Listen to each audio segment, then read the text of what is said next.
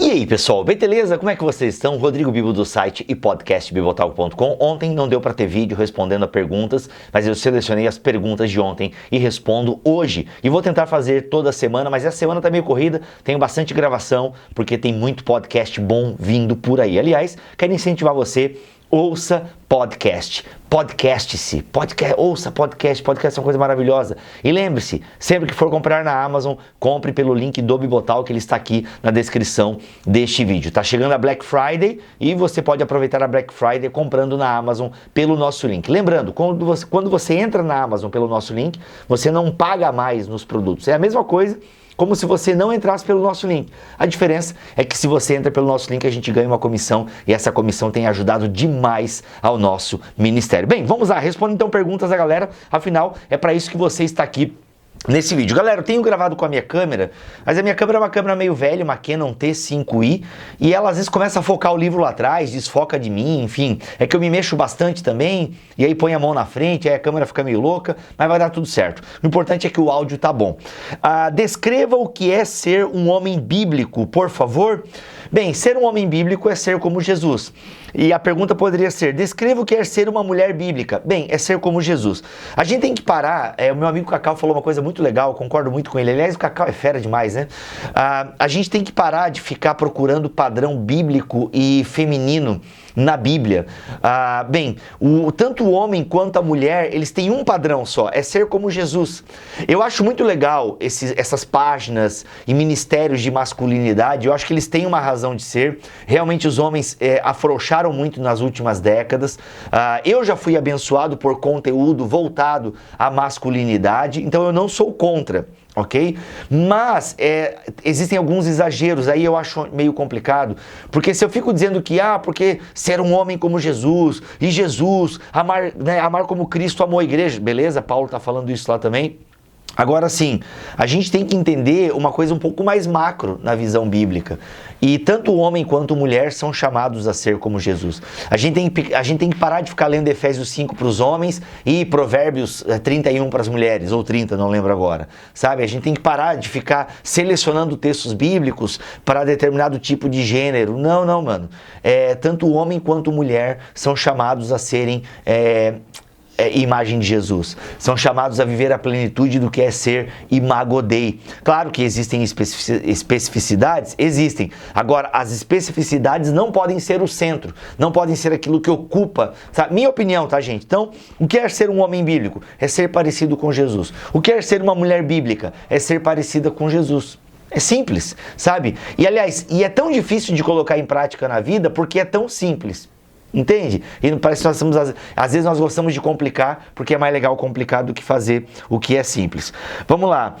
Qual é a maior dificuldade e desafio em ser pastor? Gente, confesso que eu não me sinto habilitado para responder essa pergunta, porque eu não sou um pastor de tempo integral.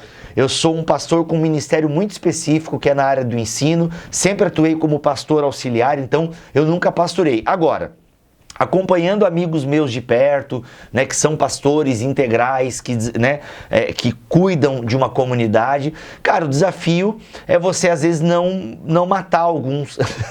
O desafio é você não desanimar, porque você prega e as pessoas na segunda-feira estão fazendo o contrário do que você pregou.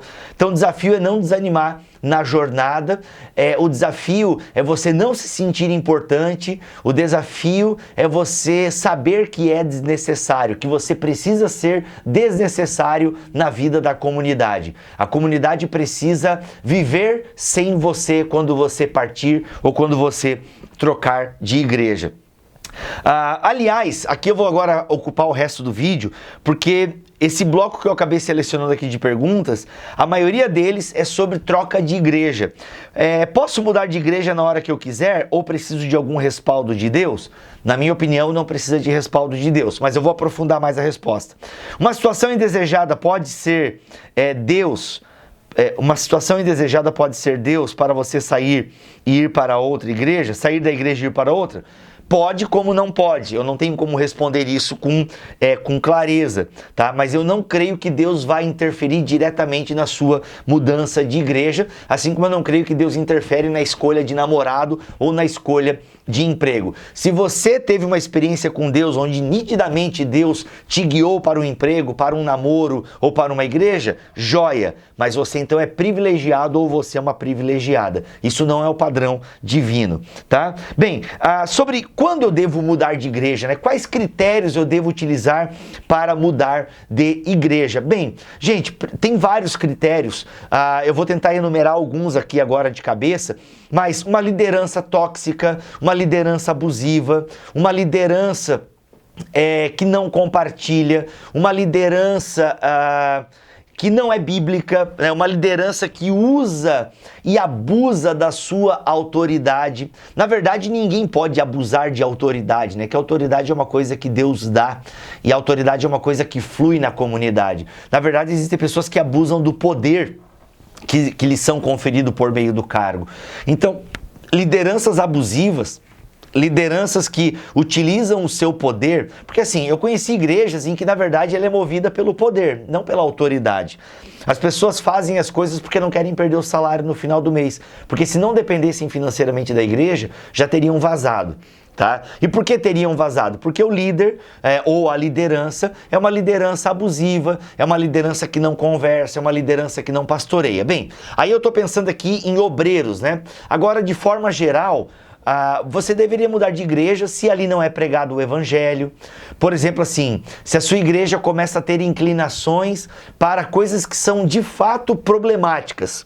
Por quê? Porque eu tenho visto muita gente mudar de igreja porque virou calvinista. Eu já abordei isso aqui em outros vídeos, né? Aí o cara, né, virou calvinista porque assistiu um vídeo do Nicodemos, 2 do John Piper e uma palestra do Franklin Ferreira. Aí ele acha que ele é calvinista e o pastor lá dele nem está preocupado com essa nomenclatura. Aliás, bons pastores não ficam preocupados com definições calvinistas e arminianas. Bons pastores pregam e subjacente vai estar ali a sua doutrina, mas aquilo não é a ênfase, né? Eu já falei também sobre isso aqui em vídeos anteriores. Que o pessoal me perguntou, pô, mas tu foi pra onda? Mas a onda tá calvinista e tal. Cara, e daí? Ela tem princípios. Eu li a declaração de fé da onda e eu, como arminiano, estou muito tranquilo com aquela declaração de fé e é assim que tem que ser uma declaração de fé. Ela tem que ter espaço para arminianos, calvinistas, molinistas e até pelagianos. Não, pelagiano não dá, né? Tô brincando. Aí tá forçando, né, Bibo? Mas enfim, se você também não entende essa nomenclatura, relaxa. Isso não é fundamental aqui. Mas, digamos, seu pastor começou a ir para a teologia da prosperidade. Seu pastor ou sua pastora começou a fazer campanhas do descarrego. Se você não tem acesso ao seu pastor, à sua pastora, para tentar uma mudança, para tentar um apontamento bíblico, eu acredito que isso é um motivo para você trocar de igreja. Porque às vezes não adianta, você não vai mudar a igreja se você não tem acesso. Então, assim, é muito complicado isso. Devo mudar de igreja se o ministério infantil não é bom? Eu acho que esse já não é um motivo suficiente para você mudar de igreja, se na sua igreja, por exemplo, eu já estive numa igreja que o ministério infantil ele era deficiente, não era tão bom, não era tão organizado, mas era uma comunidade boa, se pregava a palavra, o louvor era saudável, entendeu? E aí tinha essa deficiência, porque assim, gente, se você não vai abrir a sua igreja, porque eu já disse isso aqui em outros vídeos, né? A igreja perfeita é a que você vai abrir.